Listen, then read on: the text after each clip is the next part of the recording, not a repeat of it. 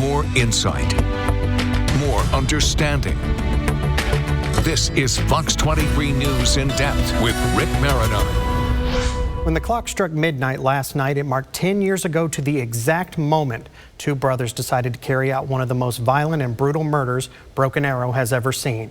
It was back on July 22nd, 2015. A majority of the Bever family was found stabbed to death in their South Broken Arrow home. The first officer on scene was Captain Brandon Teener, who, as you'll see tonight, still remembers that night full well. Just a heads up, we are talking about murder on the program tonight, so there may be some graphic details that may make some of you uncomfortable. A lot can change in 10 years. A place where we once placed flowers now naturally has flowers of its own in bloom, and children have also grown into adults. But no matter how much time changes, there are just some things from the past that can't be changed, and in a way stays with us forever. I think the whole situation was upsetting because it's not like they went out and murdered a stranger. They murdered their entire family. Captain Brandon Teener was, at the time, just an officer working the overnight shift. It sounded like some kind of domestic disturbance, which unfortunately is a very common call. Therefore, there was no exigency in getting there. There were no lights and sirens to get to this call based on the information that we had. Now, with nearly 23 years on the force, it was the call to 709 Magnolia Court on July 22nd, 2015. That will be one of the most horrific days of his career that isn't even over yet. Broken Arrow 911. Broken Arrow 911. Hello? Hello. Hi, where are you at? Broken Arrow, Oklahoma 7411. What address? 709 Magnolia Court. Okay. Are you the only one there?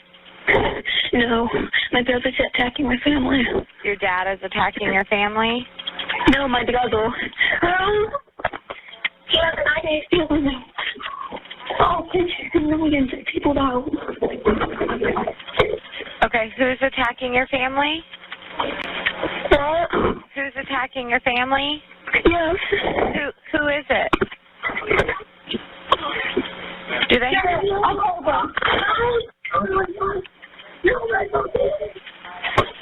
My first inclination that something was wrong was when I went to step up on the porch. Teener was the first on scene and the first at the front door of a home turned house of horror. I flashed my flashlight, habit to see what I'm stepping up onto, and there was a huge amount of blood there on the porch, and it led back into the front door. So it was clear to me that somebody had been outside that was mortally injured and had either gone back inside or was pulled back inside. He didn't know it at the time, but on the other side of the door was a majority of the Bever family murdered by two of their own. While waiting for backup, Teener heard the faint pleas of 13-year-old Crystal Bever, barely alive but eager for escape and help. According to her testimony at trial, she was the first to be stabbed by her older brother Robert, while talking to him and his younger brother Michael about doing the dishes. Slashed in various parts of her body, including her throat, Crystal ran downstairs and out the front door, but slipped in and out of consciousness trying to get to a nearby house. Eventually, her brothers would stop killing the rest of the family, and at least one would go into the front yard and drag her back inside. And it was the blood she left behind that would signal to Teener there was real trouble inside. The presence of her blood is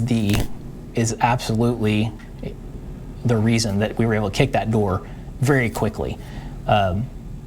She was still conscious, so she could say, "Help me," but quite honestly, the way she was saying "help me" sounded like a very calm person. So while we're trying to calculate, I'm not really sure what's going on here, somebody's saying help, but they're calm, she could have passed, and everything would have been different. Teener kicked the front door down, and what he saw right in front of him was far worse than what he ever could have imagined, the true terror of the night. Just kicked it open, standard kick, and there I saw one victim immediately in the doorway. That was the source of the blood that was outside.